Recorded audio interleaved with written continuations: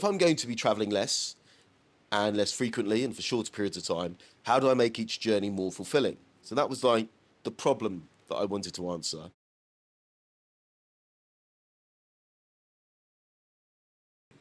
Hello, I'm Jo Moseley, and I'm here to interview Ash Bhardwaj about his amazing book, Why We Travel. Hi, Ash. Thank you so much for coming in today. Thanks for having me, Joe. It feels very appropriately rainy and wet at Kendal Mountain Festival. It is. Is it your first time here?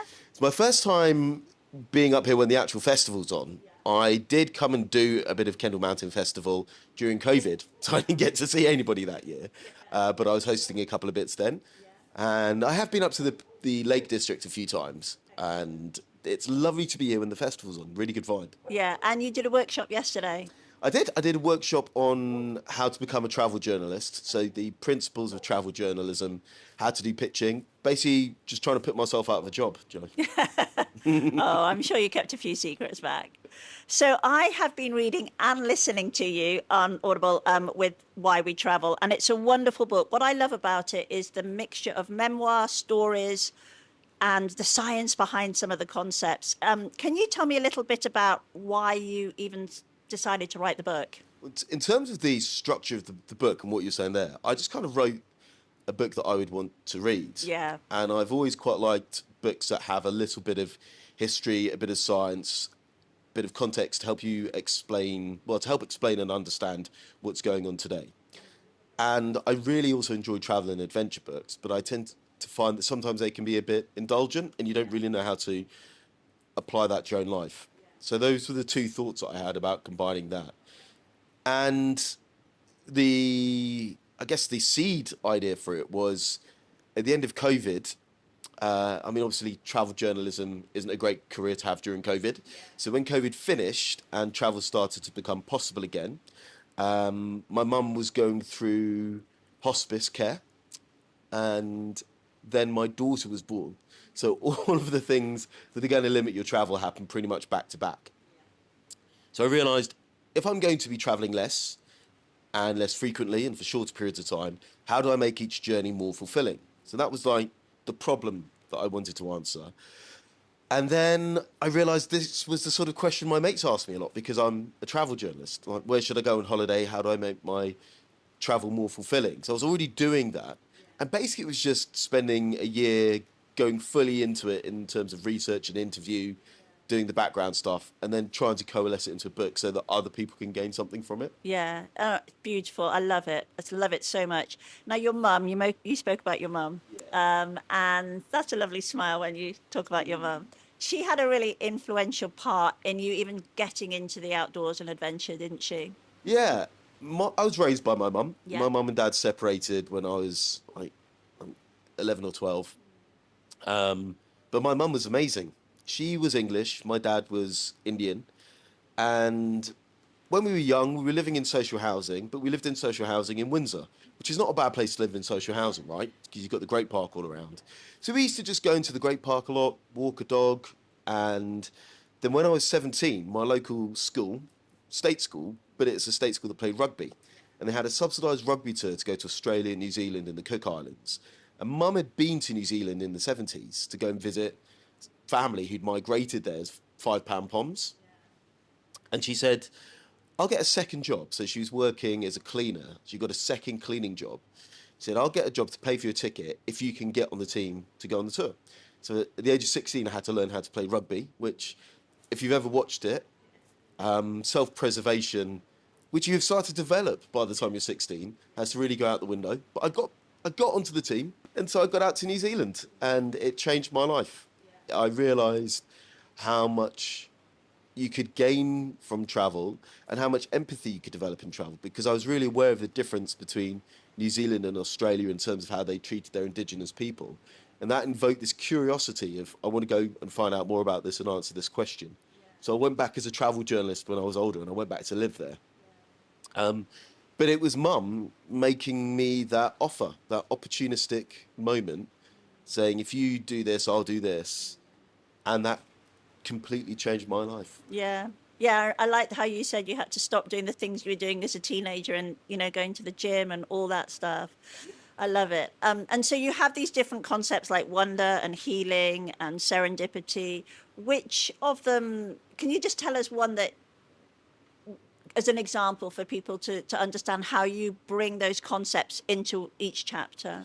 Yes, when I started to do the research and the basic underpinning concept of the book is that whenever we talk about travel, we tend to talk about mechanisms. I call them mechanisms, where you travel, the type of hotels, the things you do, the things you see, the food you eat. But we very rarely ask, why do I leave home in the first place? Because home is warm and cozy and safe and secure, and travel is full of admin and uncertainty and cost and a carbon footprint. And there's all these things that are implications of travel. So why do we do it? Most of us travel most of the time for hedonism, which is the pursuit of pleasure and the avoidance of pain, and for psychological healing. We just need a break and we needed a rest. So that's absolutely fine.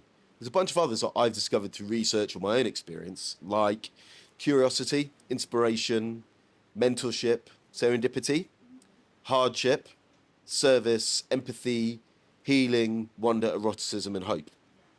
If you come to someone like Kendall, you meet a lot of people that like to travel for hardship. So this Yeah. is doing something physically difficult because you get a benefit on the other side of having done the difficult thing.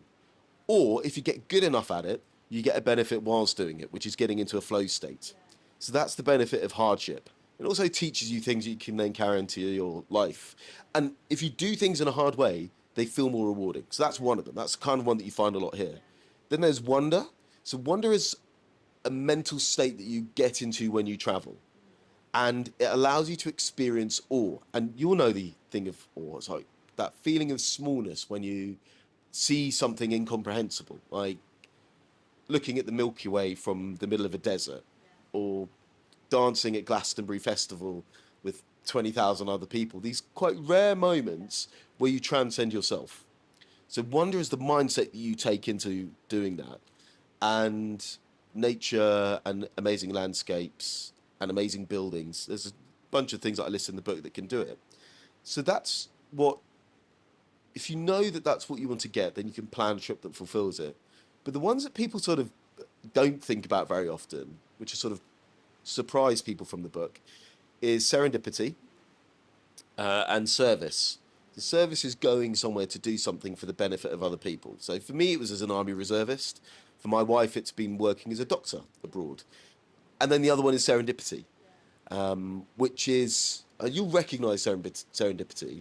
It's that thing that you couldn't have planned to happen, but was the best experience on a trip. And the best memories I have of travel are always those moments that I couldn't have planned. It's not the five-star restaurant. It's not the site. It's not the ride. Probably not even, probably a standing on top of a mountain.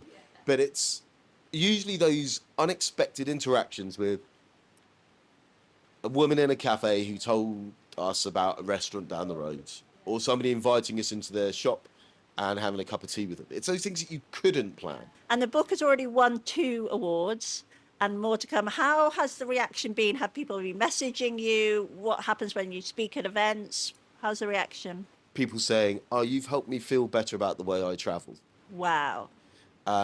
because there's this important thing about feeling seen, right?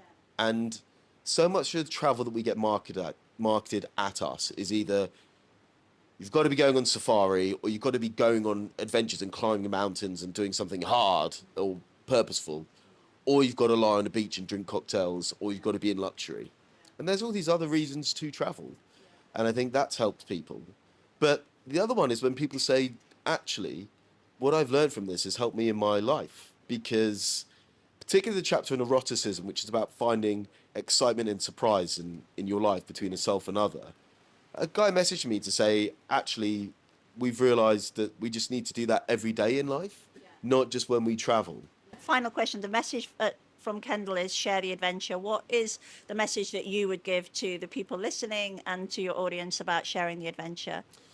I would say share through conversation the idea of exploring your motivation, because one person's adventure could be curiosity of going to understand why there is a certain type of mushroom up on the moors near here. Yeah. So your notion of adventure is rooted in what sends you away in the first place. Yeah. So share your motivation Yeah. And why we travel. and why. Yeah, understand why do you travel, Yeah. and your adventure expands from Oh, that. thank you. And thank you for a wonderful book. It's been a companion of mine this last week, and I have learned so much and enjoyed so much and definitely feel seen as well. So thank you. Thank you. That's Thank lovely. you.